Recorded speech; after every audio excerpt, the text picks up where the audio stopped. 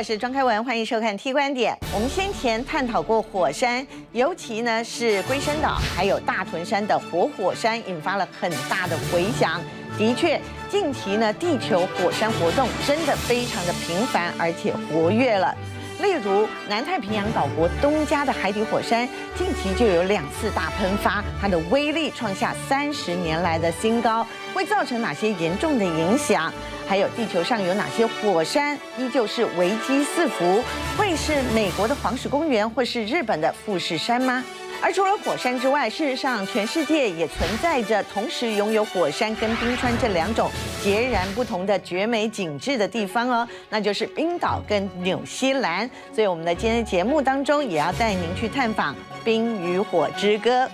而首先来看到的就是东加的海底火山，这次喷发的威力实在非常的惊人。那么 NASA 科学家就验证了这个威力相当等于是这个广岛原子弹的500倍之高。同时，大量的火山灰进入大气层之后呢，有可能会导致地球降温，甚至会造成所谓的无夏之年吗？我们先看报道。放眼望去，湛蓝的天空下，地面焦黄一片，从地上到屋顶都覆盖着一层灰黄色的尘土。车子一路往前开，路边堆满石块，树木东倒西歪，房屋也都脏兮兮的，还有几栋部分倾倒。这是东加首都努瓜楼发最新传出的灾后画面。All houses have apparently been destroyed on the island of Mango, and only 2 houses remain in Funafuya Island, with extensive damage reported in Nomuka. 对比火山爆发前后的卫星照片，可以看到整个岛国几乎都盖上了厚厚的一层火山灰。原本的绿意盎然，经过火山和海啸的冲击后，现在只剩下一片惨淡的灰色。It's devastating. Firstly you have a volcanic eruption, then you get hit by a tsunami. Now you've got a country covered in a thick layer of ash. Yeah, devastated. When you're there in Tonga, everything is lush. It's green. It's blue, it's full of life. You look at it now, it looks like a 1910 black and white film. NASA 科学家估计，东加这次海底火山爆发威力相当于引爆了约1000万吨的黄色炸药，超过广岛原子弹爆炸的500倍。Based on historical data, this particular volcano erupts to this magnitude once every 1,000 years. 连远在美国的阿拉斯加都能听到爆炸声。东加岛的居民形容，火山爆发当时耳朵差点被震聋。The first explosion happened, ringing. Our ears were ringing, and we couldn't even hear each other. So all we do was mimically pointing to our families, get up. Get ready to run. 火山爆发后，危机还没解除，大规模火山灰进入大气之中，可能会影响全球的气候。有专家担心，接下来可能会出现无夏之年。Looking at pyroclastic data shows the most impressive eruption on this particular volcano took place back in the year 1040 AD. Now, in that particular eruption, temperatures across the planet cooled on the order of 1 degree Celsius. 虽然科学家表示，这次爆发后引发的降温不会像1000年前那一次一样剧烈，但火山还有再度爆发的风险。Look at deposits of previous explosive events across this particular region, and they often show smaller eruptions follow suit for a period of weeks, sometimes even a period of years. 海底火山爆发后5天，东加的机场跑道才终于清理出来，让第一批运送救援物资的专机降落。The airfield has been opened today. There was a mammoth effort by His Majesty's Armed Forces to clear that runway by hand, and they've achieved that this afternoon. And our first C-130 arrived shortly after 4 o'clock this afternoon. 海底火山爆发重创东加岛国，除了缺水缺物资，百废待兴，长期还要担忧火山破坏生态，重创当地赖以为生的农渔业。Effects it would have on agriculture and the recovery of livestock and agriculture, possibly the ecosystem, fish stocks. We have to have fish poison testing kits now to ensure that people's livelihoods and local food sources safe for consumption. 未来的重建路恐怕将会艰辛漫长。自从东加海底火山在上个月15号大喷发之后呢，日本九州鹿儿岛湾的樱岛火山，还有走访之赖岛玉月也开始蠢蠢欲动。其中您看到了哦，走访之赖岛玉月呢，在我们春节期间的1个星期当中，至少喷发了有7次哦，也引起了日本人大幅的关注，担心东加海底火山是不是会引发日本火山群的连锁喷发效应呢？的确啊，东加海底火山这个爆发就被媒体形容说是全太平洋的冲击哦，而且包括了日本、纽西兰、澳洲、美国加州都发出了有海啸警报，就连台湾的中研院啊，即使我们的仪器远在8500公里外，但是都测到了有冲击波，而且呢，造成了有一些压力扰动。这到底代表什么意思？而且我们刚刚提到所谓的无夏之年，是不是真的会发生？马上来请教专家。第一位要来介绍就是中研院地科所副所长林正宏博士，老师好。主持人好，各位观众大家好。另外一位是大家很熟悉的马基康马老师，世界遗产资深导游。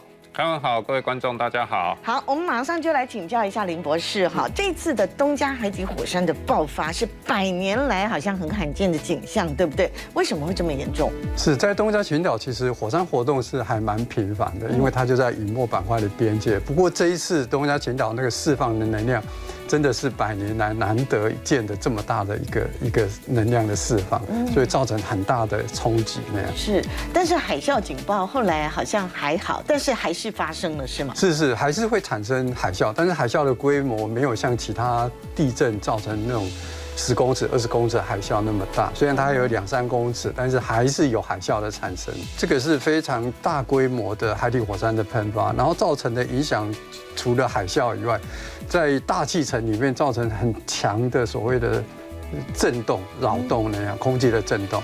所以刚刚提到的，就是全世界、全球的一些观测仪器都有看到这次火山喷发造成的一些扰动的现象。那有一个后遗症，大家现在也在密切关注，就是会不会造成真的所谓的无夏之年呢？好，我们来看一下一些历史上的记录，有报道做了整理哈。就是1783年的时候，当时冰岛的纳基火山喷发，结果导致欧洲哦整个冬天都是异常寒冷的。好，1815年印尼坦布拉火山爆发的时候，隔1年全球均温下降大概是0.4度 C 到0.7度C。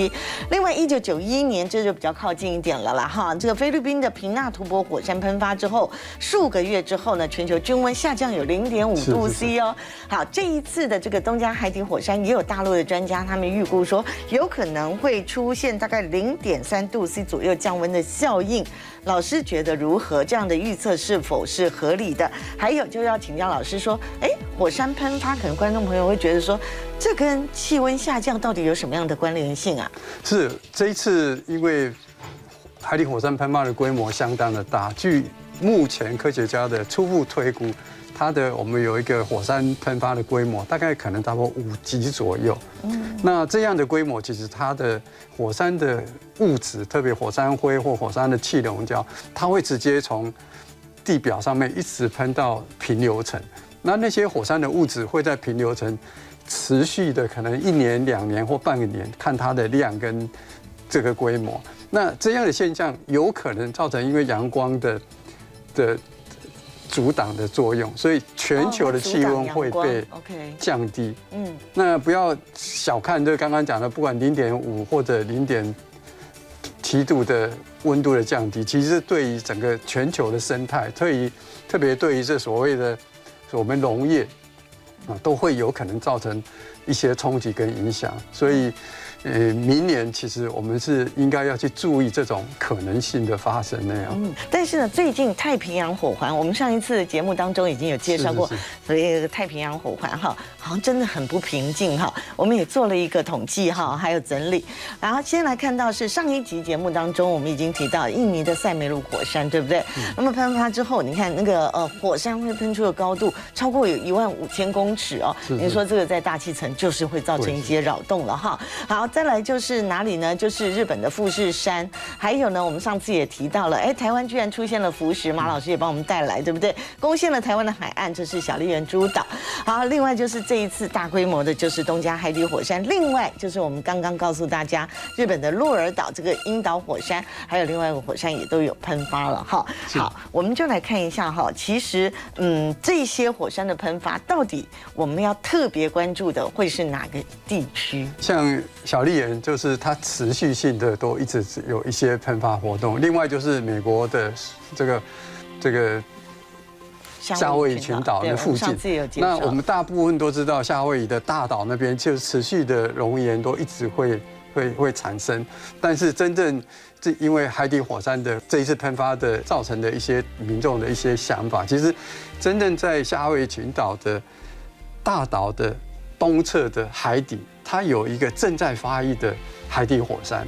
那如果地质就是时间够长的话，那个海底的火山就未来会越来越活跃，然后甚至会取代原来大岛的火山活动的特性，然后呢，海底火山就变成新的一个这个所谓火山岛会产生那样。所以这个都是要持续注意的。是。而我们刚刚在做整理的时候也提到了富士山，富士山虽然还没有喷发啦哈，上一次喷发好像是300年前，对不对？但是也是要特别注意，为什么？因为南韩媒体1月份就有报道说，日本富士山的附近呢，在2021年12月底的时候，曾经发生过规模4.9左右的地震，就引发了当地居民相当的关注哈，认为说有没有可能开始喷发了呢？那么近期也有调查报道说，日本的富士山这个喷出口居然多了6倍之高哦，而且呢还引述了山梨县富士山科学研究所所长的话说，这沉没300年的富士山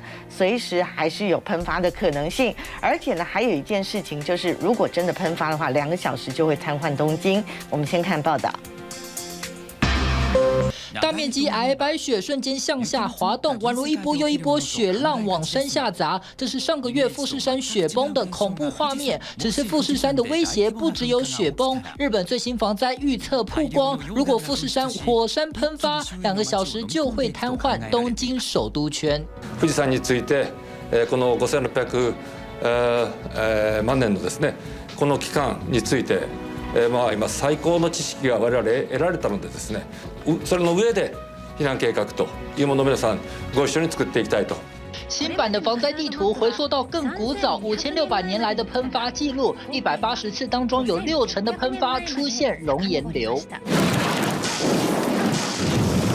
上一次大喷发是西元1707年的宝永喷火，不排除下次喷发的规模更大。仔细看更新版的地图，喷火口比17年前的地图增加5倍，扩大到252个地点，900度的熔岩2个小时内就能到静冈县的富士宫市。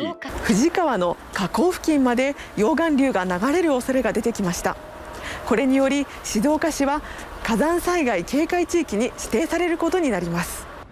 富士山からおよそ50キロ離れたここ小田原市の一部も新たに含まれました。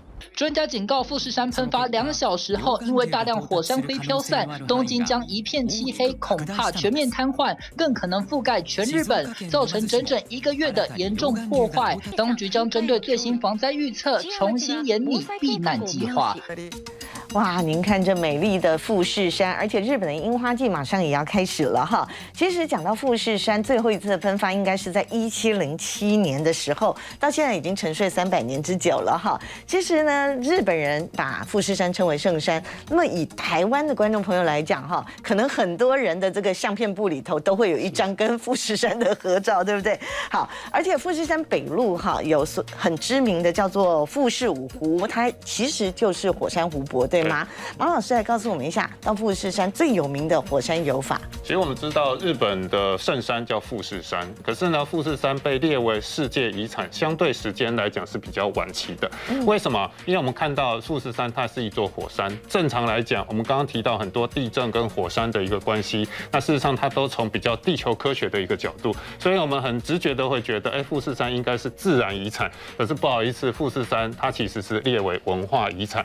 为什么呢？因为确您放眼全世界，有火山的地方不单单只有日本，有很多包括环太平洋地区都有火山。真正我们摊开世界这个遗产当中被列入自然遗产当中的火山，很少单一火山。比如说我们之前节目介绍过夏威夷的这个火山国家公园，甚至济州岛的这个火山熔岩洞。好，可是呢，富士山当年日本人在申请加入事宜的时候，他左思右想，因为呢，富士山每年7、8月开山的时候，你会发现它其实因为是圣山，所以呢，其实开发包括人为的破坏是比较多。所以如果从自然遗产的角度来看，事实上它可能申遗成功的机会不高。可是呢，从文化的角度来看，我们看到日本文化当中很多浮世绘，甚至呢，它跟神道教、佛教结合，变成日本人当中膜拜的一个对象，所以它跟什么？我们讲说他们的文化或是这样子一个角度，事实上从文化遗产的角度反而容易申遗。所以我们今天看到富士山，它其实是文化遗产。那富士山当然有很多不同的角度，像刚刚主持人提到，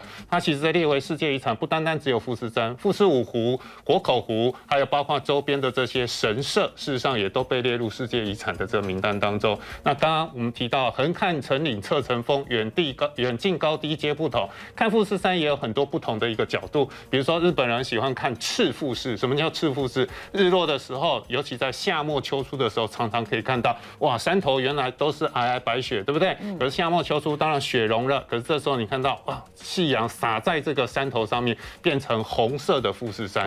那同样的，还有叫做逆富士。什么叫逆富士？很多人喜欢在富士五湖当中有一个湖叫本溪湖哈，这个地方呢其实是拍富士山倒影最棒，这个叫逆富士。在日本1000元的钞票上面，我们就可以看到这个其实都是从不同角度，甚至呢太阳这个光日出从这个山顶冒出来的时候，它也变成叫金钻富士，不是金钻凤梨哈，是金钻富士，因为刚好整个万丈光芒搭配着我们讲说富士山的一个景色。那甚至日本人也把它叫做不死山。为什么叫不死山？在竹取物语当中，据说长生不老药就是遗落在这个地方，所以它不死。更重要，它叫不二山，没有任何一座山可以取代富士山的一个地位。的确哈，但是哈，富士山到底会不会再度喷发呢？我们就来请教一下林博士哈。其实我们来看到日本人他们也很认真的做了这个所谓的危害防灾地图。但是您看到了2004版的时候，你看这个范围是这样，但2021年版的时候，哇，整个范围大幅扩大哦，而且说这个预估的这个熔岩喷发量会变成增加2倍，喷出的地点我们刚刚已经提到了，44变成252，等于增加了6倍哈。还有就是熔岩流过的地区有3县27市镇哦，哪3县？神奈川县、静冈县还有山梨县，对不对？好，这代表着富士山真的随时有可能爆发吗？是，如果以长的时间考量，富士山一定会爆发，只是说不知道哪时候。是在明年还是100年还是1000年后？但是因为它是个活火山，这个喷发的可能性是不可能去排除的，所以日本做了很好的准备。除了刚刚这个防灾的这些教育民众的一些宣导以外，另外科学家当然就会希望在喷发之前能做预警。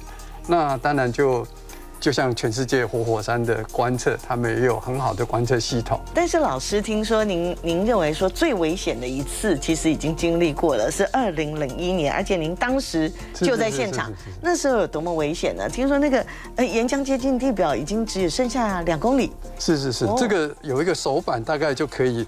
因为大概2001到02，我刚好在那边日本访问1年。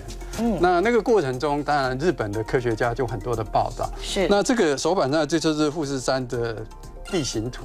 那这个山顶在这边，那底下这张图，这个蓝色或红色的这些点，就是所谓地震的分布的位置。所以你看，在富士山的正下方，这个深一点的10公里、20公里有很多地震。但是你看，它在浅的这里也有一些地震，所以当时如果用时间轴的话，从1990年代的地震的个数是很频繁的在增加，但是到了2001年，你看这个曲线就是瞬间的增加，对，这代表地震的增加的个数非常非常多，不止个数增加的多，而且它的深度，地震的深度由深慢慢的变浅，当地震的个数这个深度如果浅到地表，代表什么？岩浆就即将喷发到地表，所以当初日本是很紧张，怕这个岩浆仪从深处一直往上抬到接近地表。但是很幸运的是，地震的监测到了最浅2公里左右的时候，突然地震就停了，就不再发生的。OK， 那代表了岩浆它等于后继无力，它没办法推到地表上来，沉下去了，就冷静下来，所以日本又安静了将近20年的时间。其实我们上一集的时候也有特别提到，这就有点像摇香槟，对不对？如果地震摇一摇，人家也不出来。是。那其实呢，我们讲到富士山之于东京嘛，哈，也是他们的首都东京，就好像我们的大屯山火山区之于我们的台北市一样哦。所以我们也是需要严密监控的哦。刚刚老师有特别提到了喷发预警，哎，这一点呢，日本有在做，那我们有没有在做？马上回来告诉你详情。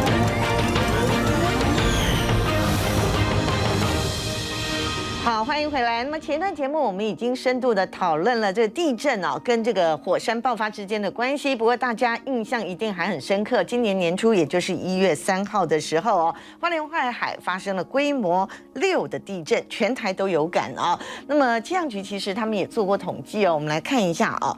到2021年11月底的时候哈，也就是说过去32年来的平均值，到了2021年开始的时候，你看。这个规模6到7的地震是倍数成长，对不对？然后5到6的话也是将有2倍左右啊。然后呢，4到5左右的也都增加了非常的多。好，这样看起来的确地震发生的频率是变高了。请问老师，地震频率变高，这个有带来一些我们应该要特别注意的警讯吗？是，这个气象局提供就是很好的统计的资料，但是这个统计时期它只是一个平均的代表。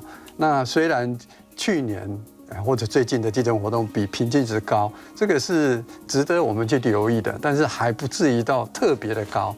哦，它可能在标准偏差的附近的范围，是值得我们去注意说为什么会比较多，但是还没有多到，值得好像就有预警说未来会有大地震的这种可能性是，所以我们等于是说持续监测它就对了哈。但更要注意的是，龟山岛的部分，对不对？因为龟山岛这个活火山，2座海底火山哈，如果喷发之后，可能造成的危害会是什么？我们比较担心的就是所谓的海啸，就像这一次东加群岛，它龟山岛也是属于海底火山的，露出龟山岛只是海底火山的露出。海面上的一点点的这个地形而已，但真正它的主体是在海水底下，所以如果这个火山如果有活动或者喷发的话，它会扰动这个海水的这些物质的特性，所以有可能产生海啸，就像东加群岛那样。那特别宜兰平原又非常的平坦，那是值得我们要去注意的。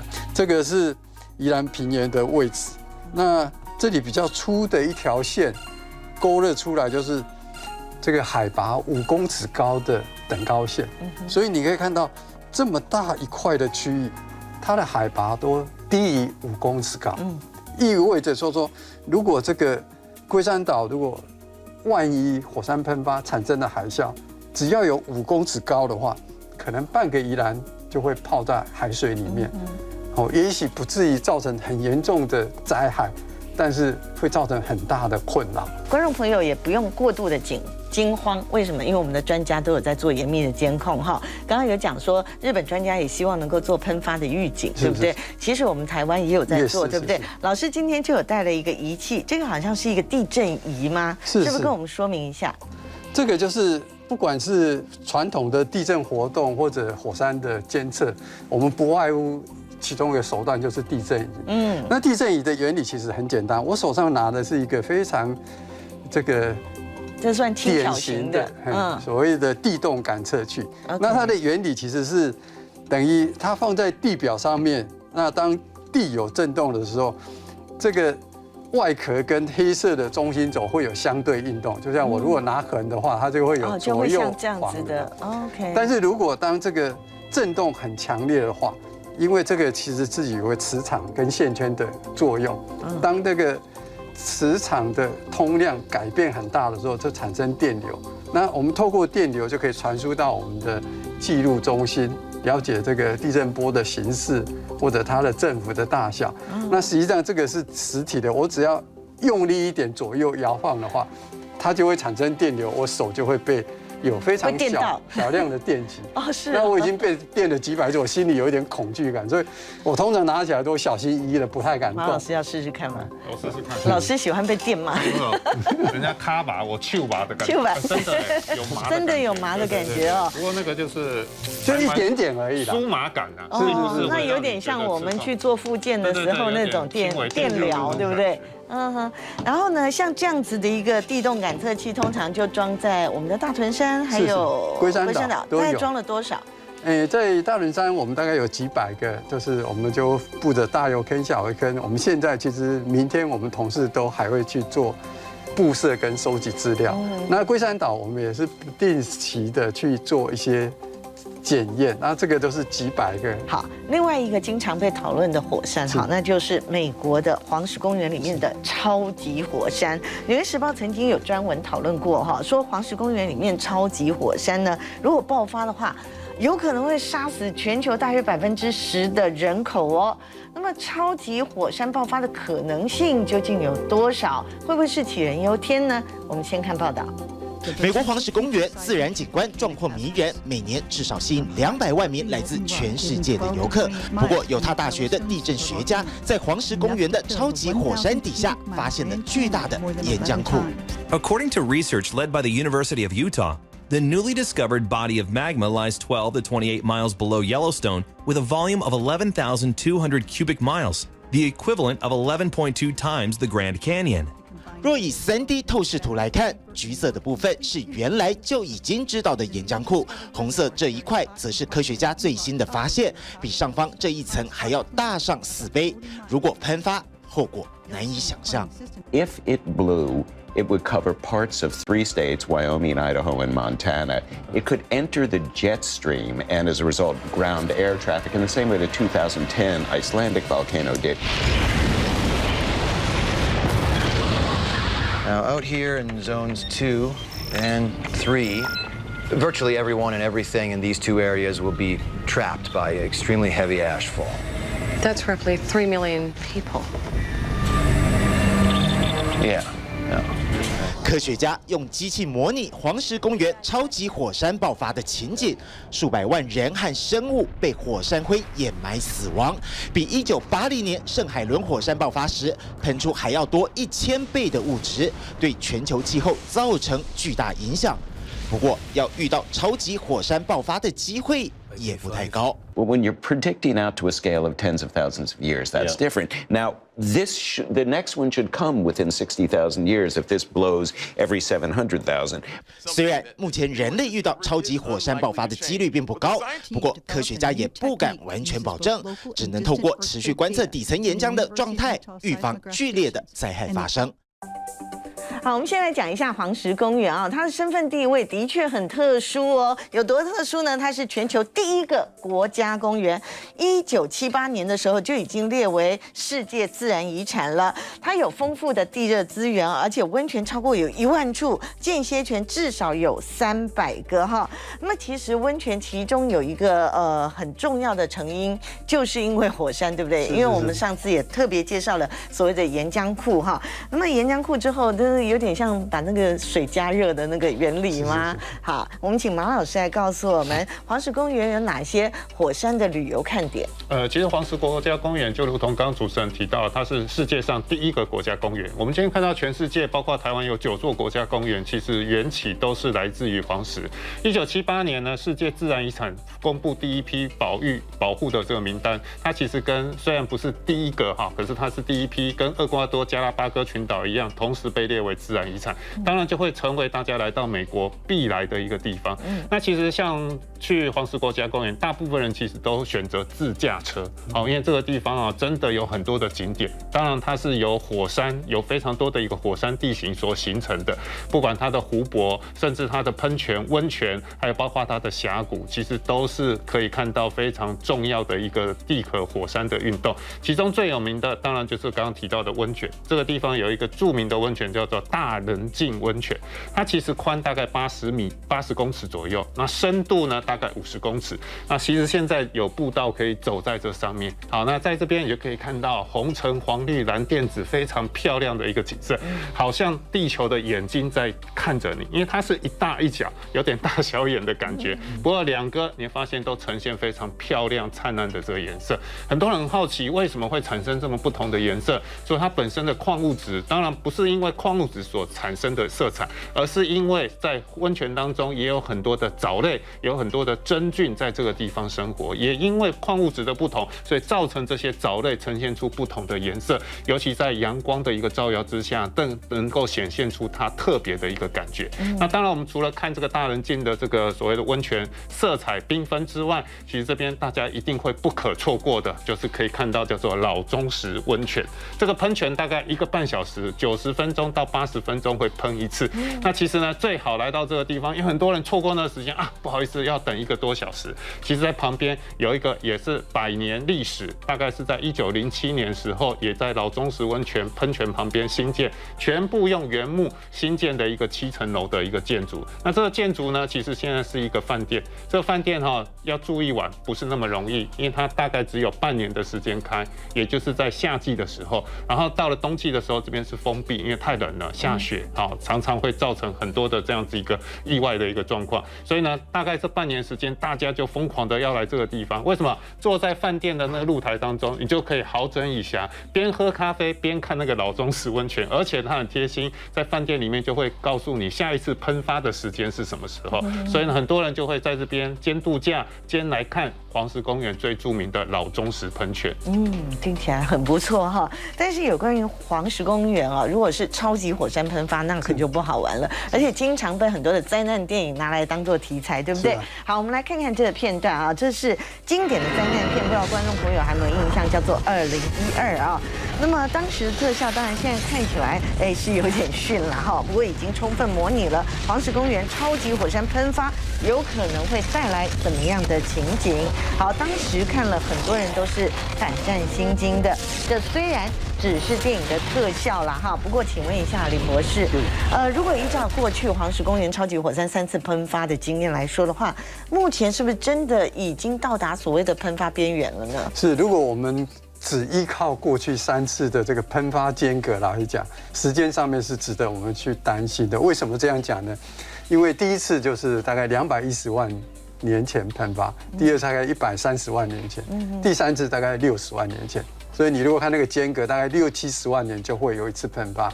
所以上一次60万好像时间差不多，但是这个只是根据有限的数据，我们去做很直线的所谓外差推估。是，那这个只是做参考。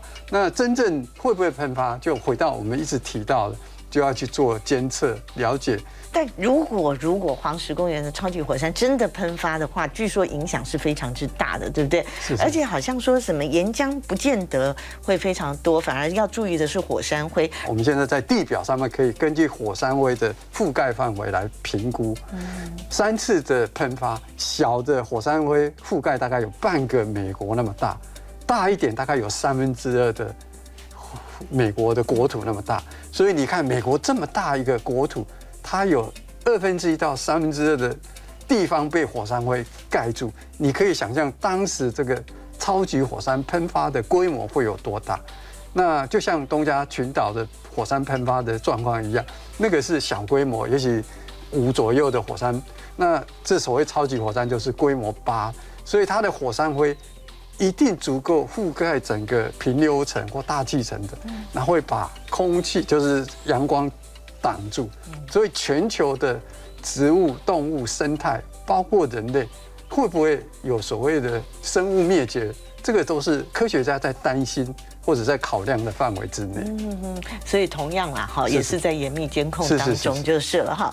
好，我们刚刚一直说的是火山，对不对？好，不过下一段节目我们就要来想想看，有没有什么地方是同时兼具有火山跟冰川，然后可以谱出优美的《冰与火之歌》呢？真的有哦，马上回来。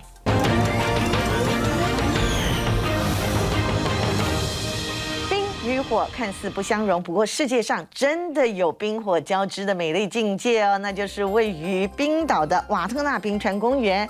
2019年的时候被列为世界遗产。联合国教科文组织就指出了，当地除了有火山还有冰川地形之外呢，园内更有地球陆地板块分离间距的罕见景致。这什么意思？我们稍后再来请教老师。不过先来看到的是，当地有一位摄影师，他就深入这个冰川底下的冰穴，带来一系列的美丽风景。我们来看。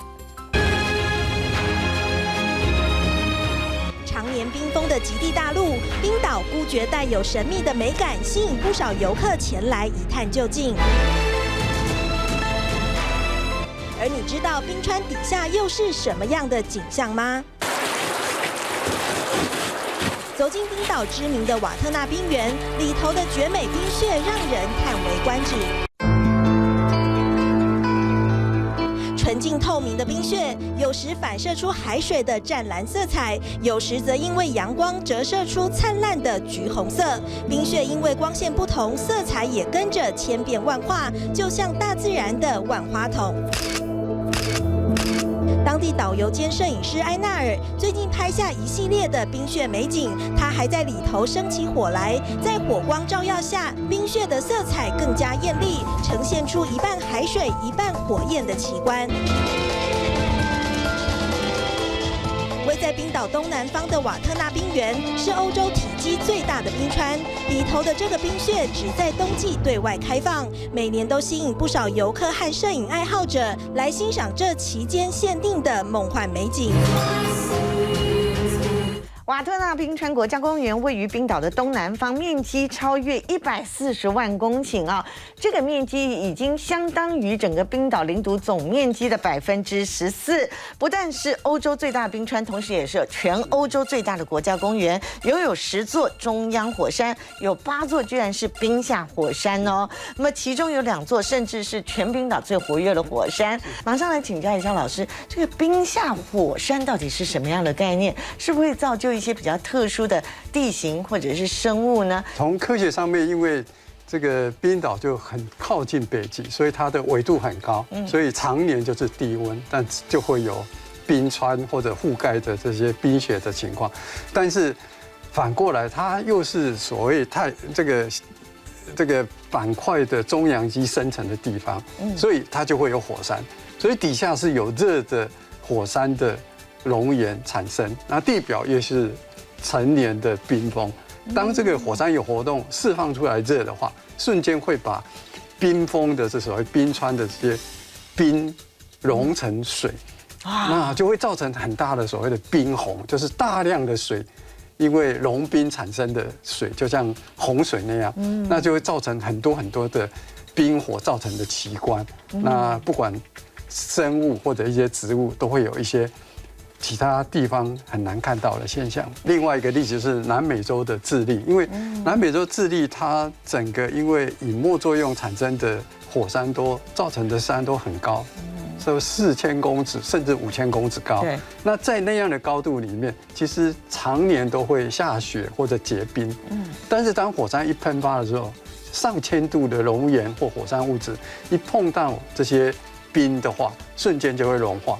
那从高山4000公尺、5000公尺融的这些冰水，它瞬间就会冲到这个附近村庄，村庄或者这个河谷的这些状况，所以造成就像台湾的土石流那样的灾情。对亚洲人来说，冰岛实在太远了啦。但如果想要同时间又看到火山又看到冰川，倒是可以考虑哪里呢？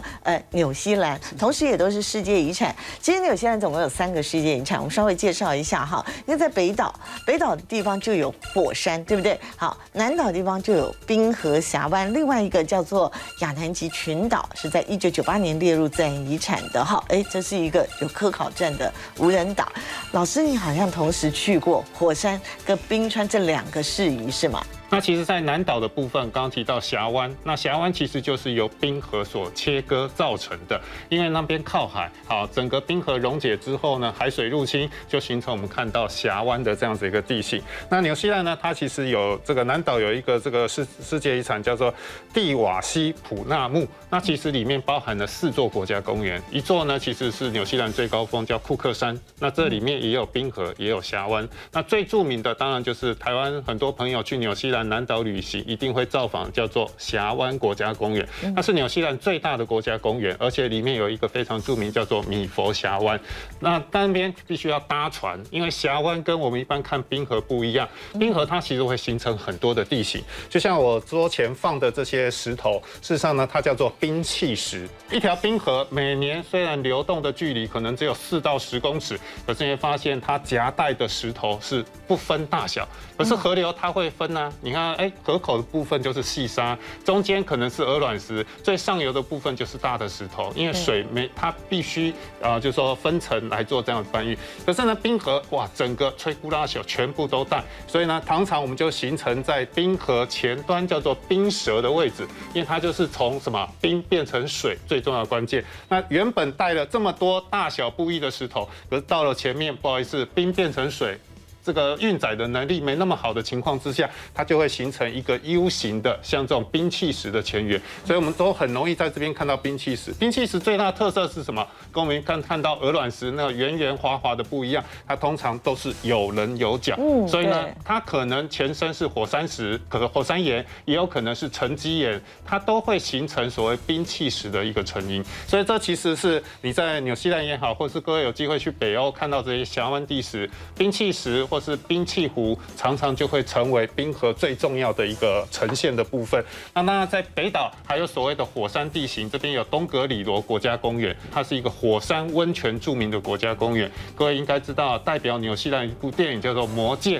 魔戒的末日火山就以这个地方来做这个拍摄，那里面有一个蓝色的湖，还有一个翡翠绿的湖。那一般来讲，你必须要参加1日的健行行程，大概要走10个小时的路程，而且呢，这个其实都是没有任何遮阴，因为呢，火山各位知道寸草不生，而且还可以看到那个湖，远远的看很漂亮，可是跟我们刚刚前面看到那个黄石国家公园、大棱镜国家公园不一样，它里面酸性物质非常多，甚至还有在喷气，所以只能远观不可近万耶，这其实是整个全世界叫做地质教室纽西兰南岛北岛呈现不同的一个景象差异。哇，要走10个小时才能够看到绝世美景啊！可是看到那一刹那，你觉得值了。所以老师有走过，走了10个小时哦，当时是什么感受？很累，很辛苦，而且就是完全没有遮阴，太阳非常晒。但是看到了那个美景之后，就是最好的报偿。对，不过1次就够了。好，但是呢，有的时候想要看冰河美景啊，好像也不用太累。为什么？因为我们台湾有大家观众朋友可能会说，真的吗？是不是在骗我？没有，我们把2000块钞票拿出来，其实就可以看得到，对不对？好，老师跟我们讲一下，这个是你看2000块可以拿来对照，是。因为就是在北台湾的高山，还是会保留一点点那种冰川的遗迹，所以它就有一些冰川的这些特色。那当然在钞票上面，我们就特别把它拍起来，当做一个代表台湾有这个冰川的地质的景观的。对，像其实我们看到2000元钞票上面是南湖，南湖最著名的冰河遗留地形就是圈谷。其实呢，像这个雪山，台湾第2高峰赤高山那边也有所谓的冰斗地形，而且呢，它还有2个山南山北，其实都不同。这其实都是冰河时期，甚至呢，在岩石当中可以看到很多的那种冰河的擦痕，这些都是台湾曾经经历过冰河时期最重要的遗迹。甚至像开完过年刚去合欢山，对不对？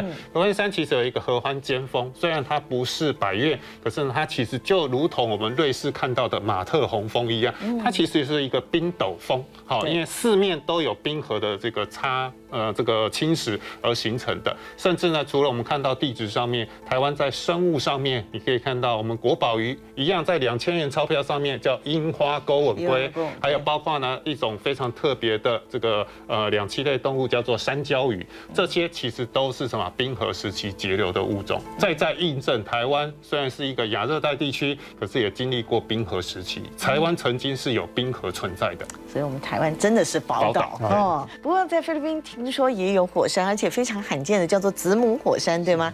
林老师也曾经去过哦。马上回来继续聊，请别走开。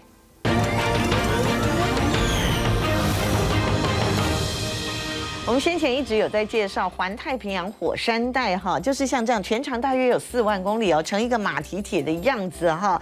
那么其实我们刚刚提到的纽西兰呐，还有包括菲律宾都在这个火环带当中了哈。好，菲律宾最活跃的火山之一，其实要算是塔尔火山，被称之为全世界最危险的火山。为什么呢？因为它方圆100里之内居然住了有2500万的人口哦。去年7月份的时候，我们看到了距离菲律宾首都马尼拉不远的塔尔火山活动相当的频繁，结果导致马尼拉跟周遭地区充斥着有毒的气体，附近的居民还得要紧急撤离呢。林老师，您好像也曾经去过这座活火山去进行考察，是不是？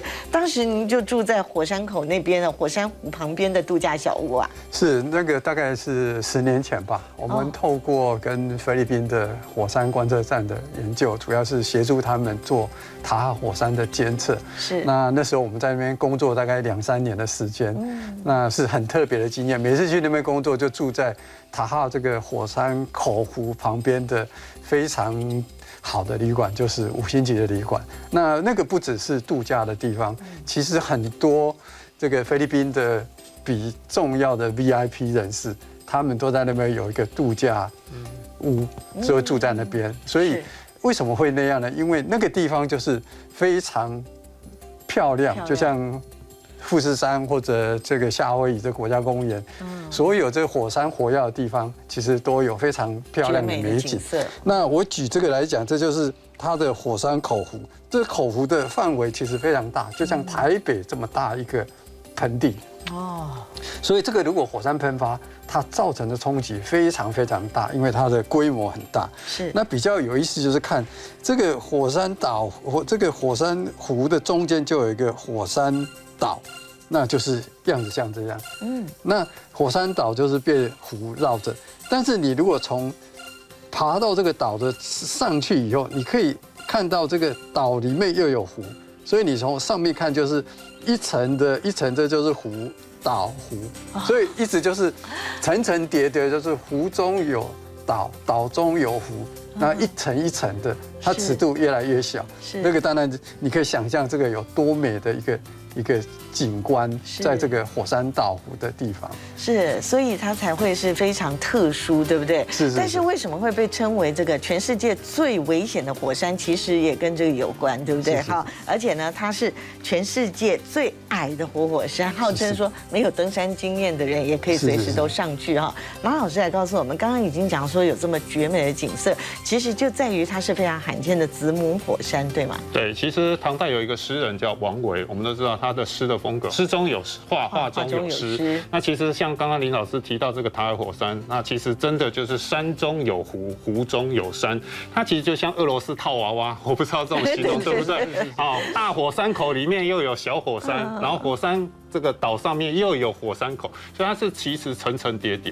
刚刚主持人提到，它号称是全世界最简单的火山，其实不是它的高度啦，它高度也还蛮高，可是因为你骑走的地方来到火山口这个地方，大概相对高度是200多公尺，所以呢，比起一般的这个火山，哇，你爬得要死要活，相对来讲这边轻松多。那如果你体力真的不行，这边还提供骑马的服务，啊，当地人也会就是说你骑马上山，然后呢骑马下山，因为下山通常建议大家不要骑马，尤其男生会很不舒服，因为他就一路下山，因为他重要部位一直不断的顶，那个其实非常痛苦的一个过程。不过就因为这样的绝美景色，再加上你可以看到整个活口湖的一个景观非常漂亮，不仅可以看到火山的地质，还有活口湖的一个成因，甚至我们刚刚看到像俄罗斯套娃，就是俄罗斯娃娃一样一层一叠，来见证整个地质的一个演变。我觉得其实也是吸引很多这个游客来到这个地方慕名而来非常重要的原因。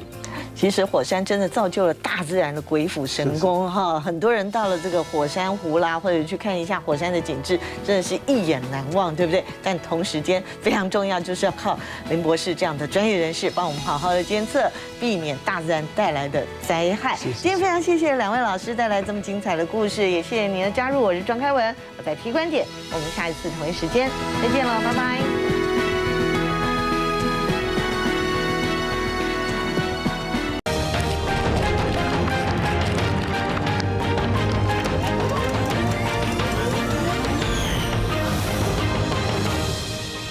你好，我是庄开文，欢迎收看《T 观点》。今天的场景是不是有点像魔戒呢？没错，今天我们的主题就是火山。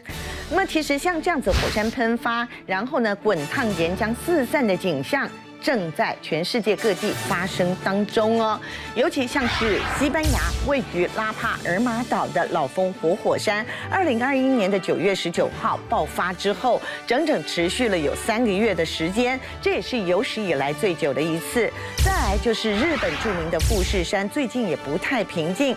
12月3号凌晨，富士山一连发生了3次的地震，让不少人担心，是不是沉睡300年之久的富士山就要爆发了呢？但别忘了，在台湾也有活火山。中研院地科所团队先前就证实了，包括了大屯火山群，还有龟山岛都是活火山。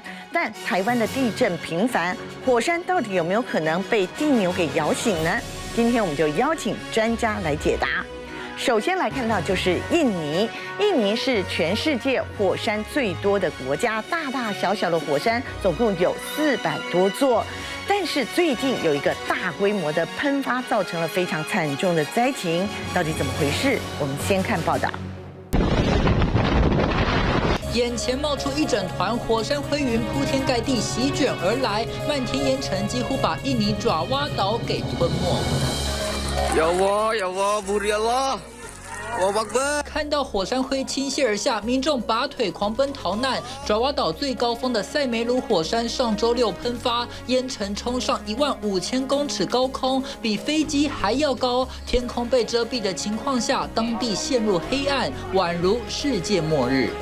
Pertama, kiranya bom meletus.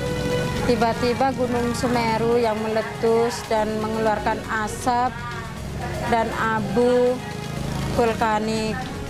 Tapi tiba-tiba itu 回想喷发瞬间还心有余悸，有好几个村庄被火山灰掩埋灭顶。尽管当地居民早就习惯这座活跃的活火山，但超乎预期的喷发规模和强度还是造成死伤。These scathing hot rivers of mud started racing towards the surrounding villages. People initially mistook it for floodwater, regular floodwater, only to realize that the temperatures were so hot that they could have instantly killed those who were swept away and badly burned the dozens more who are now being treated in area hospitals. Those pyroclastic flows are the most deadly phenomenon of volcanic eruptions, even more deadly than lava, experts say.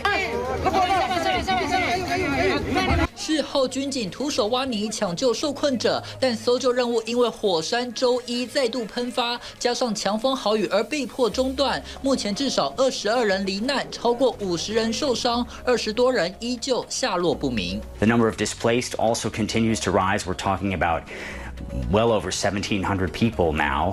A lot of them are staying in temporary evacuation centers set up at schools, mosques, assembly halls, and houses. The Indonesian government is in the process now of beginning to relocate those villagers, but it's going to take some time, possibly 6 months. 只是塞梅鲁火山观测所警告，喷发的潜在威胁依然存在，尤其当地还一度发生2起规模5以上的地震。This is one of the most active areas in terms of volcanoes in the world, 127 active volcanoes throughout Indonesia. 根据 CNN 图表，活火山第2多的就是日本，拥有108座，尤其第1高山富士山在上周5一夜连3震，震央都位在富士五湖。日本网友担忧，是不是沉睡300年的富士山要爆发了？会紧张不是没原因，还记得9月在西班牙的拉帕尔马岛老蜂火山喷发前也发生一系列地震，最大规模3.8。西班牙军事应急部队全副武装，拿仪器采集熔岩分析。事实上，全球科学家都来到岛上。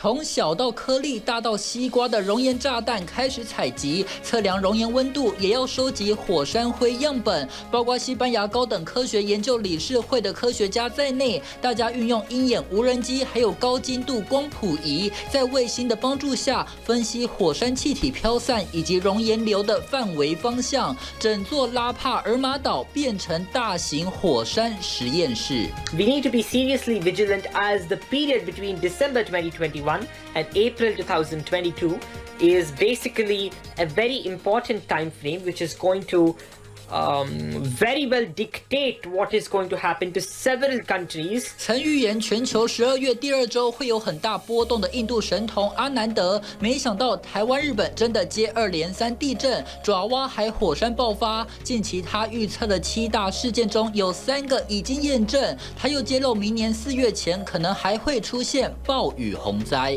本来全球就面临极端气候威胁，再加上地震天灾频传，不论阿南德预言是否成真，人们都应该谨慎应对。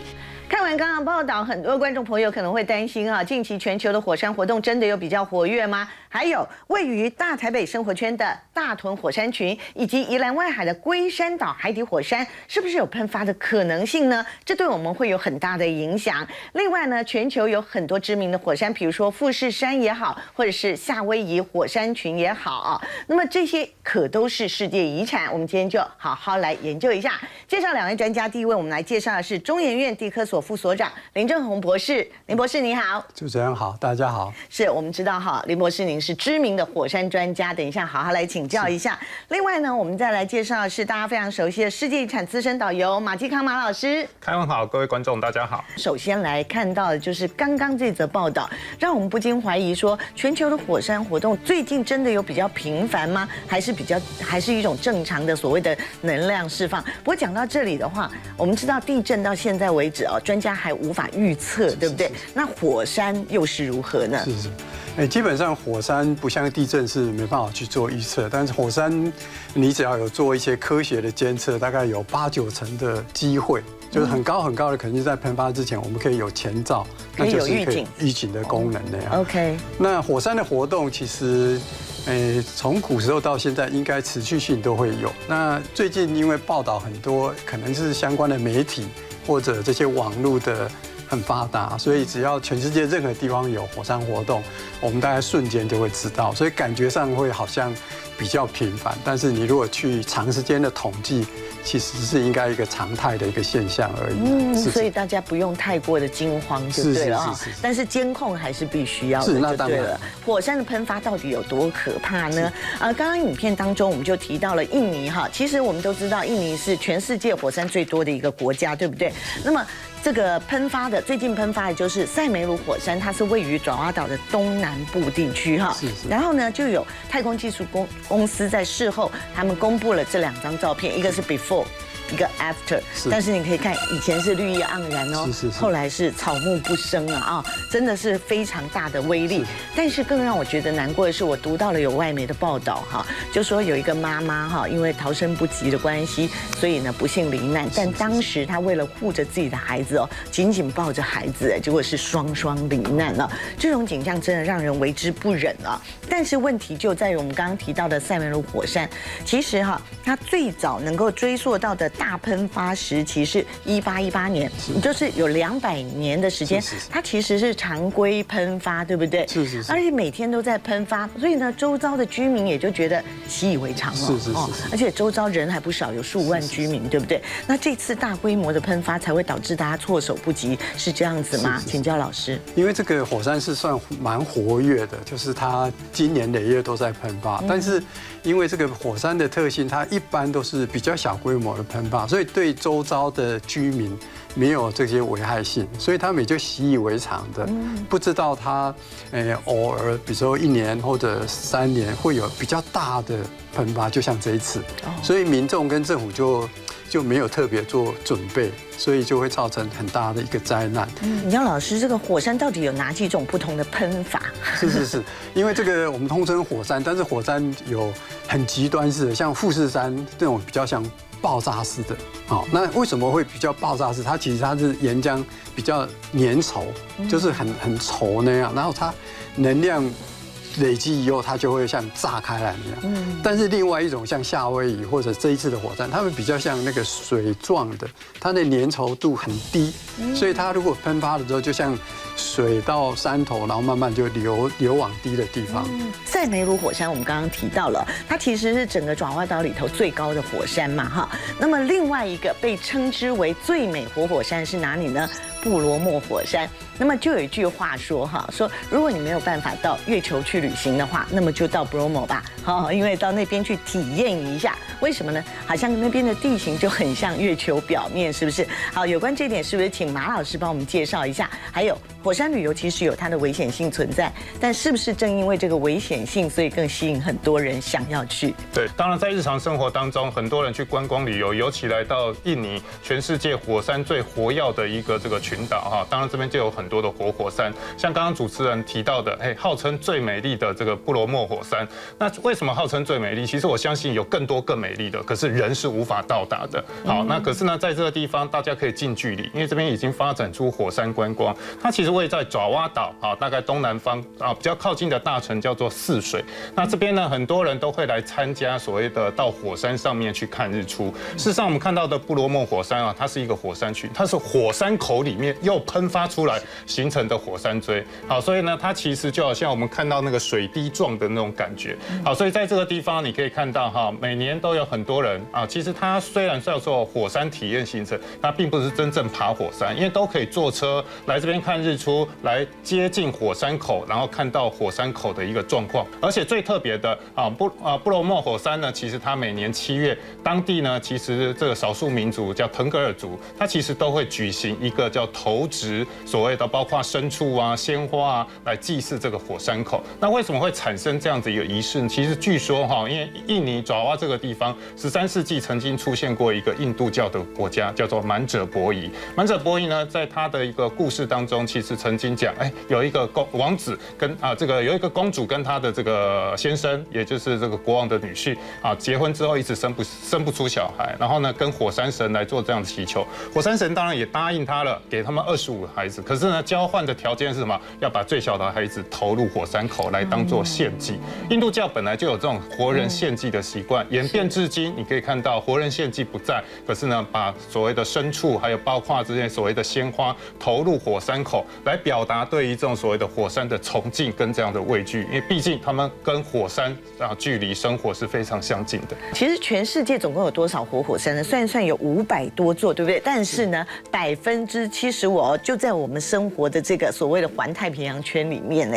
为什么呢？因为叫做环太平洋火山带哦，最有名的应该算是夏威夷火山群，对不对？好，现在也是火山公园哈，它本身也是世界遗产。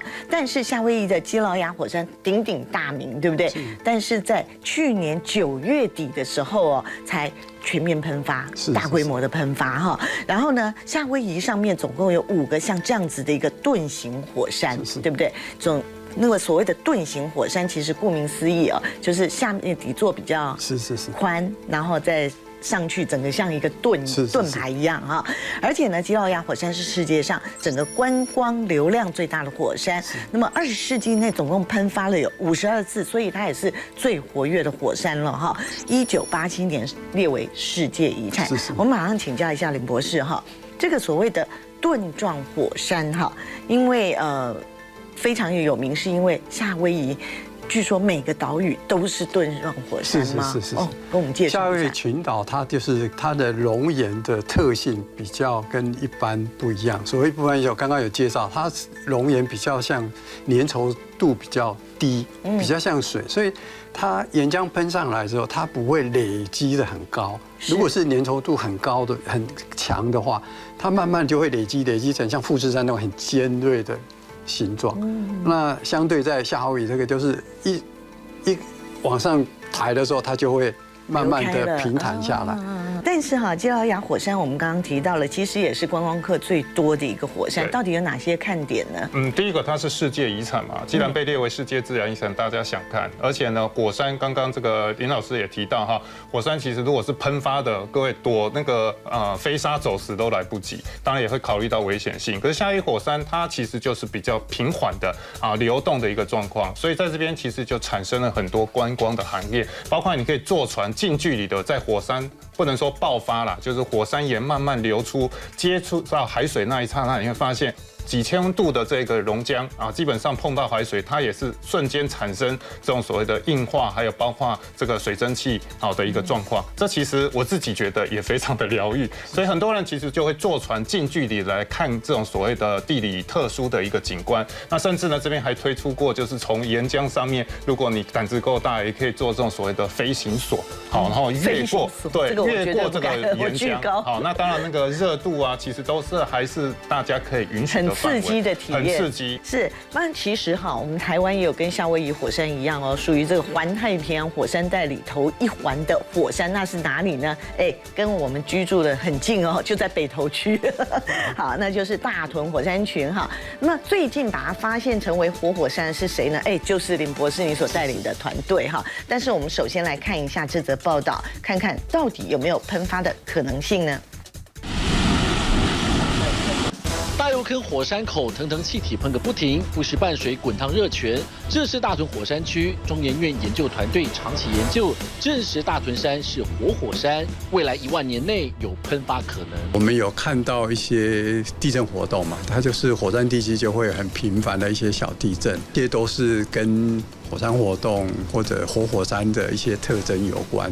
大屯山真的会喷发吗？摊开过往资料，大屯火山最早第一阶段喷发，第一期是280万年前喷出许多火山碎屑，第二期是250万年前喷发形成原始大屯山群，第三阶段第一期则是在80万年前，当时竹子亚山群喷发，包括其他亚群都有活动，最为旺盛。第二期60万年前，七星山、大屯山零星喷发；末期是在20万年前，当时的喷发形成了现在的沙帽山。根据资料，最后一次的活动约莫在6000年前。虽然曾有喷发记录，但教授表示不需要过度恐慌，很难去预估说未来长时间的未来，但是短时间的话，我们大概就有很高的几率可以知道说它岩浆也开始这个不安分。虽然证实大屯山有活动，地底下有岩浆库，不排除喷发可能，但教授表示这只是预期可能性，并非马上发生。岩浆库也没有实据证实正在上升，民众不必担忧。加上周边观测系统完善，地震仪、气体设备搭配 GPS 系统，等同于全时段监测大屯火山一举一动。小油坑这边呢，常常会有这样的火山气体喷发，而在整个大屯火山区呢，每天呢都会有人员在这边驻守，有40个地震观测站，另外呢还有8个 GPS 系统，10到20个火山气体检测中心，能够完整的掌握火山资讯。小油坑喷出的气体、温度、岩块都是观测重点。中研院团队进驻自然中心，成立观测站，每周都会采样物质做检测之用。蓝色的部分就是阳明山的部分，那我们只有展示一小部分。眼前这4面电脑荧幕，密密麻麻都是数字跟线条，代表大屯火山现况，包含40个地震观测动态、20个火山气体检测温度，通过站点传回即时资讯。只要发现数据异常偏高偏低，就会详加记录。我们为什么需要做这么多的不同的监测？就是如果只有单一个数据上升，那我们就去检查其他的数据，我们就会去看说，那如果这样表示说，地球化学的有一些气体成分是不是有改变？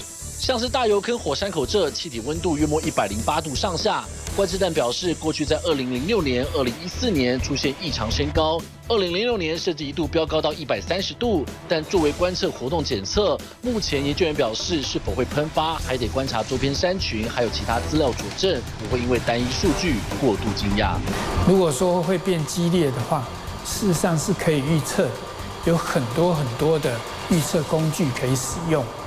不排除它当然未来还会喷发。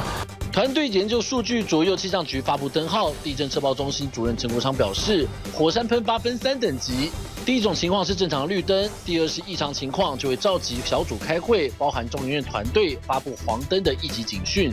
如果已经喷发或者有喷发可能，就会升级成红灯的2级警讯。灯号发布都得经过专家学者讨论投票决定。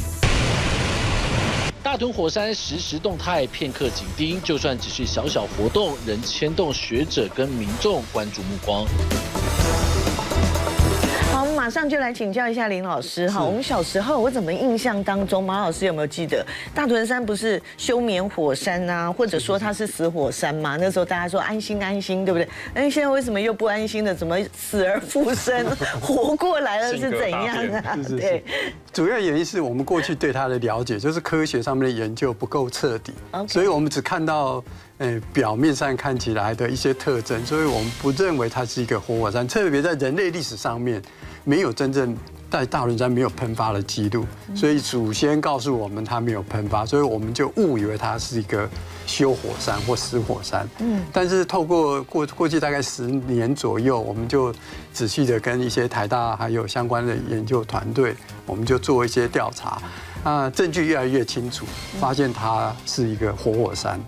那如果讲主要的证据，不外乎就是这个上一次喷发是哪时候的？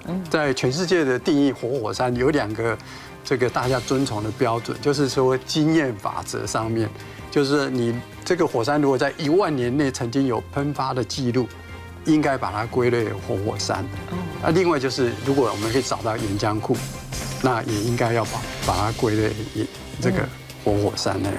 那这一次好像团队就是找到岩浆库，对不对？是。但是这个岩浆库到底怎么发现的？我们都知道哈，就是说火山嘛，你也不可能去探勘、去钻它，对不对？哎，不能钻探它的话，那到底怎么发现的呢？哎，这个很值得好好研究。马上回来，请别走开。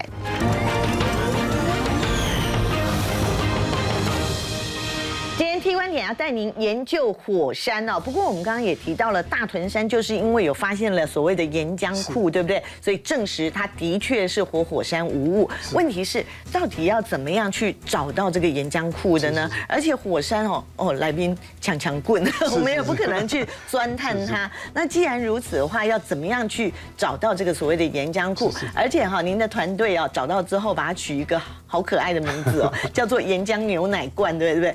好，我们来看到这个所谓的红红橘橘的这个圆柱体，其实就是你们探勘出来的一个所谓的岩浆库大概有多少的容积啊？大概它就是牛奶罐的形状嘛，那个面积大概就是直径大概8公里长，那高度大概12公里高。考大家数学，这样子的话，所以你如果把排牙平方乘上高，大概就是600立方公里，对，差不多就是一个那个北投区的大小啦。哈。如果用面积来看的话，好，那么是不是可以告诉我们说，当初是怎么样找到这些证据的？是，那个刚刚呈现的这个是比较科学上面，我们经过很复杂的演算出来的结果。但是在这里我可以用一个比较简单的示意的模型来跟大家介绍。就是在岩浆在地底下，也许10公里、20公里、30公里，我们其实没办法看得到、摸得到。那我们怎么知道它存在的话，那在桌上我就有一个很简单的这个示意的模型哈。那在桌面上面正前方，这就是一个北台湾的地形。好，那在这个地表底下，这底下有个金球哈，就是类似一个金球，就是岩浆库在底下。那为了要找这个底下的岩浆库，因为我们看不到，所以我们就是用一个阴影法。那我把手机放在地底下，就像地震可以产生的 S 波那样。那 S 波因为它到岩浆，它是以液态为主的物质，所以 S 波没办法穿透。就像我们手机的灯光会被这个金球挡住，所以我们在地表上面，我们就看到一个岩浆的阴影。好，那我们就大概可以去估算，就是说岩浆的位置、深度、大小。好，那我们如果移动手机的话，我们就可以有，你看这个阴影就会左右晃动。对。那其实你可以用一个交叉的阴影在这边，一个阴影在这边，交叉的点在地底下就是一个岩浆库的真正的位置。但是呢，不管怎么样，观众朋友必须要了解，就是大屯火山群岩浆库距离地表居然只有8公里耶！是。那么大家都知道台湾多地震哦，你也曾经形容过说，这就有点像是什么呢？比如说香槟啊或汽水，给它摇一摇，我们不是就噗就喷发出来吗？那台湾会不会有这种疑虑啊？就是地震摇一摇之后，我们的活火山它也苏醒了，有这种可能性吗？从学理上面是有这个可能性。那台湾会不会有这个真正发生？我们现在也说不上。但是就我们邻国像日本，其实它有历史上面就有这样的现象。在1707年的那个日本有一个8点几的很大的地震。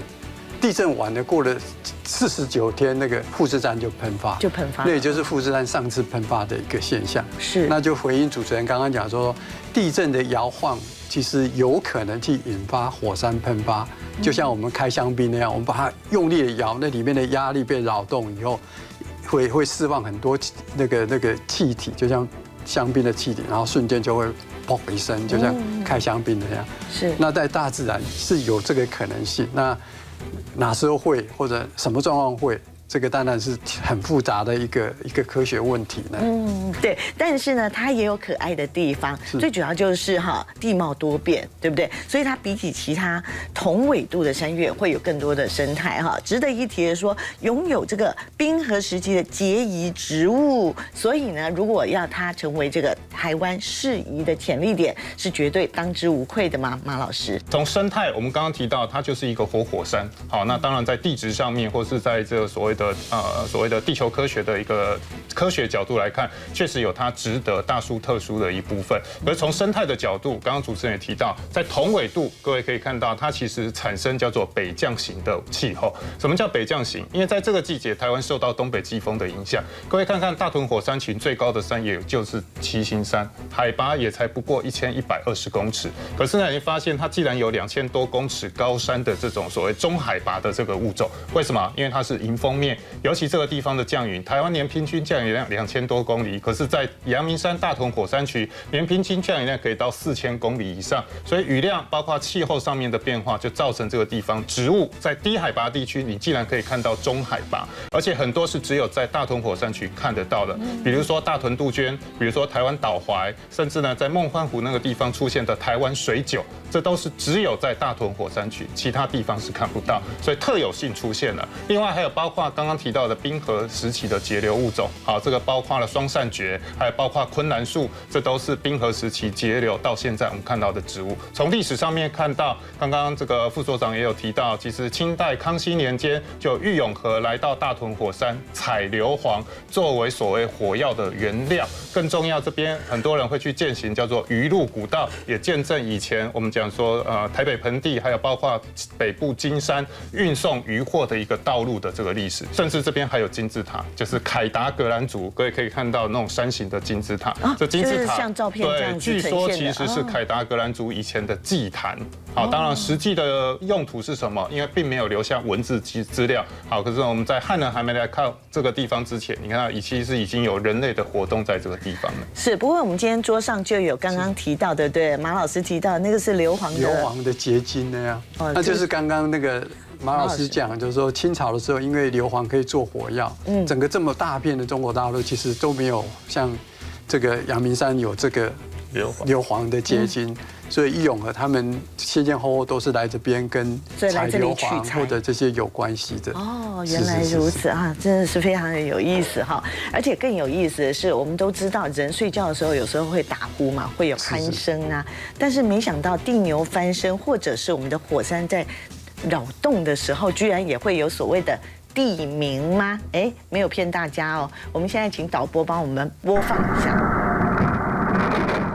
哎，这听起来有点像雷声啊。老师，确定是地鸣吗？还是录到那个打雷的声音？是这个，我们当然经过很科学严谨的去验证，因为我们可以去找到它的来源。因为我们在阳明山有布了所谓的这个声音的观测仪器。所以它可以看哪一个先收到，哪一个晚收到，我们大概就可以知道它来源在哪里。那这个主要来源大部分就是像小油坑啊、大油坑啊，还有中山楼，就以前国民大会开会，中山楼那旁边，那都有一些喷气孔。我以前有去那边跑过新闻，然后我记得同业哈，因为以前国民大会开会开很久，所以同业很多人跑到最后新闻，那个眼睛都要去看眼科。是，对，那就是很多硫磺的影响。然后这个是很像雷声的，那我们再来听另外一段地鸣声哈，这个又像什么？哎呦，这很像在割保丽龙的声音，对不对？是，会有点嘎伦顺哈。可是这个也是地名，但是这是因为什么地震还是火山的关系？刚刚那个雷声或者现在像这个割保丽龙声音，其实都是喷气孔那个瞬间的那个高压的气体，像爆炸似的从喷气孔爆炸产生的空气震动，那我们仪器就可以记到，所以它其实有了很高频的。那雷声就相对比较低频的，就比较轰的震动。其实有各式各样的震动方式，而且好像听说有的像炮声啊、炮声啊，还有的像撕那个布的声音嘛，也有像拖拉机的声音，甚至还有像哭声哦。好像今天也有一段就是我刚刚讲的鬼哭神嚎嘛，我们一起来听一下。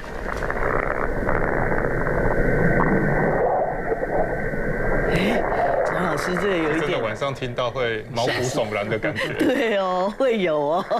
当初录到的时候，不过我想自然科学家都比较理智一点了哈。那像我们就会觉得有很多的想象空间，对不对？其实这个也不是现在才有，在我们古时候的清朝的文献里面，有很简单的写，比如说这个大屯地名3日。类似这样的记录，所以这个那时候就已经有记录了，就是有人就听到，但是他不明白这是什么原因。直到最近我们透过科学方法，我们才知道说啊，这个是因为这些喷气孔的压力的释放的一个现象。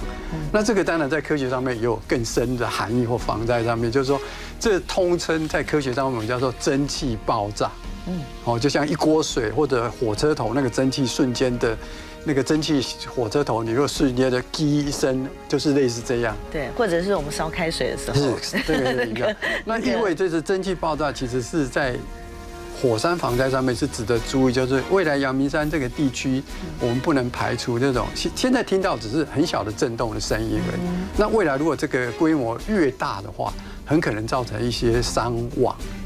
就像2014年这个日本的玉月火山，它就是非常典型的蒸汽爆炸的现象，那造成那个登山客大概有50-60个人的性命的损失那样。所以阳明山有蒸汽爆炸的潜在的可能性，那就看它规模如果够大。就可能我们要注意，所以我们平常对大屯山不只要监看，还要监听它。是，没错。但是呢，除了这个地名之外，居然还有心跳吗？你们也发现了这个大屯火山群有心跳，还同时也登上了国际期刊，是这样吗？是，我们就是因为就仔细的研究，就是说所谓心跳，当然只是一个比喻的方式啦。那真正的内容是我们看到那个在阳明山有那些地震的活动，它每18分钟非常固定的，18分钟后就有个地震，它等于是周期性的发生。那周期性就像我们心跳，我们心跳正常人大概就会固定，就是1分钟70-80下。对。不过我们把18分钟以上的地震把它累积起来，大概1天大概有70-80下。是。所以我们就比喻说，阳明山的大屯山就好像有我们的心跳那样，它是有周期性的心跳的这个现象。那这个非常特殊，我们过去大概记录到有3次这样，它不是持续的有，它只是偶发性的。OK， 它这是因为有特殊的原因的时候，它才会有这个地震序列发生，它就有一个周期性的。像在花莲、宜兰或者什么，我们有很多地震，但是从来没有看到说会有固定的，就像那些黄石公园的间歇泉那样。对，而且我们住在大台北地区这么久，都不知道说原来大屯山有地名，而且还有心跳。是。今天真的是开了眼界了哈。不过呢，另外一个值得注意的就是龟山岛了哈。而且马老师，你说对宜兰人来说，龟山岛是活的，这句话怎么说呢？我们马上回来继续聊哦，请别走开。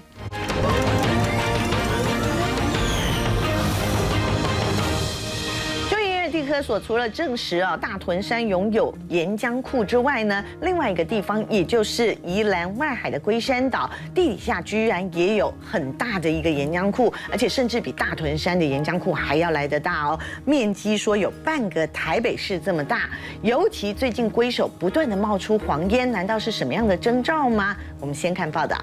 大喷发，这个在还有彩虹哦，赶快哇！非常的漂亮哈，还有彩虹哦。上午10点多，宜兰龟山岛再度发生黄烟大喷发，黄烟下方还有罕见的美丽彩虹，让游客忍不住惊呼：奇景哦，奇景奇观啊！它有没有真的成为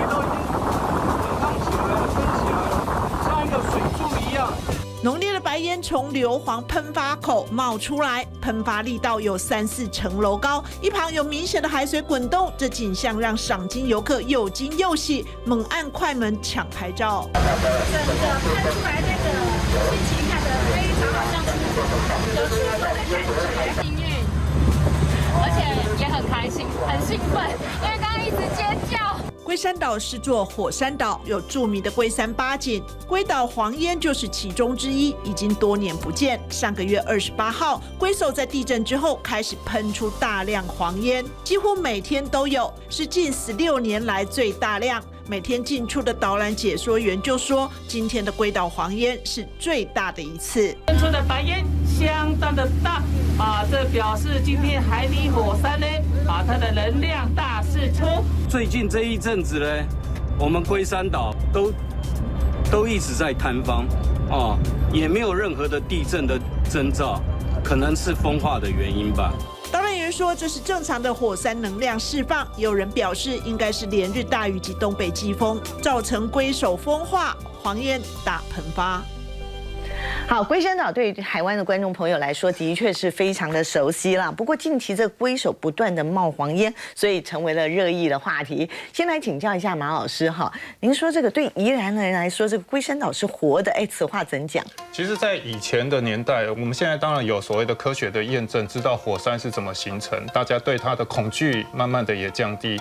可在早期的年代，你会发现科学不发达，大家看到这种所谓的大自然的变化，通常都要找一个神明来膜拜，好来解决自己心中的疑惑。那龟山岛其实也是如此。我们都知道南洋平原3面环山，1面靠海，那靠海的就可以在宜兰任何一个区块，基本上你都可以看到龟山岛。好，所以呢，在作家黄春明的小说里面也提到，因为黄春明老师他是宜兰人哦，以前呢没有雪隧啊，好坐火车绕过贡寮、福隆，你会发现就看到龟山岛，眼泪就流下来，那是南洋游子在这个回到家自己看到的一个地标。那为什么讲说宜兰人把它当作是活的？因为以前龟山有8景，包括刚刚主持人提到龟首黄烟，各位当然这个烟是有的时候会冒出来，好像什么这只乌龟在什么龟息大法，可是还是在不断的呼吸哦。其实它就是一个火山运动的一个证明。那包括现在可以看到很多人会在附近玩独木舟啊、SUP 啊，这其实叫做牛奶海，这其实也是以前龟山8景之一，好，它就是海底温泉。那另外还有看到龟尾会摆尾，好，因为我们都知道，哈，整个龟山岛其实在台湾的东北部。每年台湾东北季风来的时候，你会发现龟尾的地方它是有很多的砾石组成。那东北季风一吹下来，那个这个大大小小的砾石就会咕噜咕噜，尾巴就会朝向南边。那到了夏天呢，西南季风来的时候呢，又往北吹，所以呢那个尾巴又会咕噜咕噜咕噜又往北，这叫神龟摆尾。以前没有中央气象局天气预报的时候，宜兰人也是看龟山古山啊，地无明仔会落雨，也就是所谓的龟山戴帽，好，龟背戴帽，这表示东北季风要下来了，天气会有所转变。所以呢，对宜兰人来讲，他们相信南洋平原有2个将军在固守，一个就是乌龟将军，就是龟山岛；另外一个呢，就是长达101公里的海岸线。台北有101，宜兰也有101，可是宜兰的101是它的海岸线，从三貂角一直到和平溪出海口，长达101公里。各位如果看地图哈，它刚好就是形成一个弯进来。台湾东部有黑潮，那黑潮的流速非常快。那为什么常常台北人会跑到宜兰去吃海鲜？因为这边真的海鲜非常丰富。因为龟山岛形成一个屏障，好，黑潮我们把它比喻成高速公路，各位这些鱼啊、虾啊游也会累，还是需要什么休息站？所以呢，这个港湾就形成鱼虾特别喜欢来休息栖息的地方。其实哈，我觉得不止宜兰人认为龟山岛是活的，经过马老师的解说之后哈，整个龟山岛真的活起来了。好，但是我们马上回归到这个科学面来请教一下老师，就是龟首冒黄烟哈。其实好像时隔17年了，对不对？最近的这个媒体的报道是这样子哈。那这代表什么样的含义吗？有些人就说，难道这是一个警讯吗？其实这个就是一个火山活动的一个表征啊，我们眼睛可以看得到。那大概10几年前，当然这些黄烟就持续有。那到那时候，可能因为地震活动，因为龟山岛附近也蛮多一些宜兰啊、花莲很多地震，可能地震的摇晃造成那些喷气孔的海底的喷气孔可能会被堵住，所以它就没有直接到地表上面。但是照海底那边的喷气活动还是持续在，只是在我们龟首陆地这边没有，但是直到最近也又重新好像把那个开口又打开了，所以明显的这些黄烟啊或喷气就在路沿这边就可以看得到那样。哦，原来如此。而且呢，老师好像也有提过，说像大屯山，因为是在大台北生活圈嘛，如果喷发的话，这个熔浆的部分会比较可怕哈。但是呢，在龟山岛这部分可能就不是岩浆的问题，而是海啸嘛。是，这个当然形式不一样。一般就是在路上的火山，我们就是熔岩流、碎屑流这些会冲击嘛。那龟山岛因为毕竟隔一个海。所以这些熔岩流、碎屑流不会跑到宜兰平原来，但是取而代之的就是我们要担心，就是说，当这个龟山岛其实是一个非常陡峭的地形，如果万一火山活动，它整个岛的岩壁或者甚至海底的岩块如果滑动的话，那掉到海里它就产生，就像我们丢一个石头在河里就产生波浪嘛，那个石头如果够大就会产生类似海啸，那比较这个。不好的现象就是因为宜兰平原非常的平坦，如果我们用5公里的海拔线来做一个标准的话，大概将近快要半个宜兰海拔都低于5公尺高，所以这个只要有5公尺的海啸的话，那代表宜兰可能就有相当大的面积会泡到海水。那么火山喷发之后会有一个产物叫做浮石，对不对？可是台湾啊，目前并没有火山爆发，为什么最近在沿岸地区很多人在附近海域会捡到浮石呢？到底怎么回事？我们马上回来告诉你答案。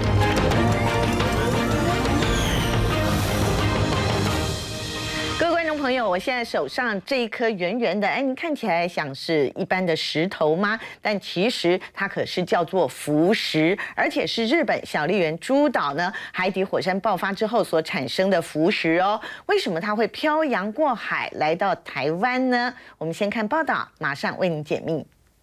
绿岛岸边海面上飘着一片黄灰色的物体，打捞起来原来是大批布满气孔的小石粒，叫做浮石。火山浮石是指火山喷发后岩浆冷却形成的一种矿物质，主要成分是2氧化硅，其质地软，比重小，能浮于水面。只是为什么海面上会突然出现大量的浮石？原来是日本小笠原群岛的海底火山福德钢之厂8月中大喷发，导致太平洋中有大批浮石被洋流与季风慢慢带到了日本和台湾海岸。もうこんな感じなので、30センチぐらいは優に積もっているので、泳げる状態ではありません。非常に命を危険を感じるぐらいの厚みでやってきます。日本冲绳首当其冲，海岸边出现绵延30公里的石头海，不仅影响民众戏水，还有可能损害船只。冲绳交通命脉，来往各岛间的渡轮一度停驶，浮石飘入渔港，让靠海为生的渔民无法出海捕鱼，生计大受影响。もう普段はですね、もう風向きや潮の流れによって漁港いっぱいもう埋め尽くすぐらいの軽石が常にある状況で、あとはもう出たとしても沖合の軽石の状況を見ながら。出港しても U ターンして帰ってきたりだとか、そういった状況が続いてます。石垣岛养殖场也发现了宽3公尺、长约40公尺的浮石带，让养殖业者忧心忡忡。杉がね、これを食べる恐れがあってね、せっかくそこまで育てて死んでしまったら。浮石困扰的不只是人类，其他生物同样受到冲击。颜色美丽的和尚蟹在浮石带中移动变得困难，水下的生物也不能幸免于难。マンタの糞、その排便をする行為っていうのは何度か見てきたんですけども、そこにこの小さな粒みたいのがこう混じっていて、その違和感を感じた。違和感があったらそのまま寄っていったら。まさか軽石だったとは。有摄影师观察到鬼蝠魟排出的粪便混有小颗粒浮石，推测是捕食浮游生物时也将浮石吞入腹中。另外，这些小鱼同样误将鬼蝠魟排出的浮石当成食物吃下肚，甚至有可怜的小海龟因此丧命。これも全般的にそうですね。ただプラスチックゴミも混ざってますけども。冲绳海滩发现这只虚弱的小绿蜥龟，死后研究人员在它的肠胃里发现上百颗浮石为例。外洋生活を行うので、そういった個体がやっぱり軽石と出会ってしまうと今回のように食べてしまうということは十分考えられますね。危険性は伴うものだとは思います。石头海危害巨大，当局出动挖土机清理，民众也自力救济。有 YouTuber 就号召400人志愿到港口协助清除浮石。少しでもいいからみんなでこの沖縄のために何かできたらなということで。こっち漁港なんですけども、港内お仕事できないわけじゃないですか。困ってるんだなと。でそれでどうにかねこのスロープだけでもできないかということで。日本中央政府也很重視，环境副大臣亲自来到冲绳视察，了解损害程度。写真で見たりですね、話で聞いていた以上に大変だというふうに。火山浮石重创冲绳渔业，破坏自然观光。日本政府也允许追加预算，协助民众早日恢复正常生活。好，我们刚刚在影片当中有看到很多的日本民众自动自发的去清理浮石，其实在台湾这样的景象也看得到哦。我们继续来看这段影片，这是东北角的鼻头港所拍到的画面。那么有一群人在港边顶着风，用网子把水中的浮石捞上岸。那么岸上呢，也有人把浮石直接装入袋中。林博士，听说你的同事就捞了一大堆哦。是，在北台湾蛮多地方都可以捞得到。但是马老师更厉害了，到屏东也捞到。横穿半岛，我前一阵子去的时候也看到非常多的浮石。然后听说你远看的时候以为是脏脏的那个泡沫，近看才发现哦，真的赶上新闻事件。但是所谓的浮石，顾名思义就是会浮起来嘛，哈，真的吗？我们来做个实验。是，大家可以看这个。丢到水里，它就飘在真的是飘起来了哈。但为什么海底火山喷出来的石头会像这样子浮在水面呢？是主要它的密度就很轻嘛。那为什么密度会很轻？石头应该是很重，会沉到水里。主要这个火山喷出来的里面有很多的气体跟液体的物质，在喷发到空中或海水的时候，瞬间就跑离那个石头本身，所以其实里面就有很多的孔洞，就像海绵那样，很多的洞。那当然平均的密度就变得很轻，所以它就会浮在海面上，就会浮起来了。但是哈，听说浮石它有一些危害，对不对？会危害到船只，危害到生态，而且听说核电厂最怕浮石。是，刚刚您看那个。鼻头角那个港口，你看那个整面的港口都是浮石。那你可以想象，如果是很多核能厂，它就是用水来冷却的，那它也都是饮用海水。如果进水口的大量的浮石，万一堵住的话，那其实会造成核能厂的一些麻烦，这是值得去注意的一个现象。但是我们来请教一下马老师，听说在澳洲的大堡礁的话，哈，濒临死亡的这些珊瑚群，却因为浮石而起死回生吗？这又是什么样的故事？就如同林老师刚刚提到，因为里面有非常多的孔隙，这些孔隙其实就提供了很多，包括微生物或是这种海底这个细微肉眼看不到生物可以这个附着的地方。那飘到大堡礁的时候呢，反而能够促成这个地方生物多样性。所以我们刚刚提到，水能载舟，亦能覆舟。浮石在不同的地方，其实有的时候也会发生不同的用途。对，其实大自然真的非常的奥妙哈，就是好，我们都说，上帝造人他是各有用途的，那造万物也是如此啊。今天非常谢谢两位老师带给我们这么珍贵的一些非常重要的知识啊。同时，真的我们也觉得大屯山还有龟山岛要好好的监控监听一下哈。好，另外还有一个地方也是，就是日本的富士山，因为富士山最近好像有很多的日本媒体一直在说它是准爆发状态耶。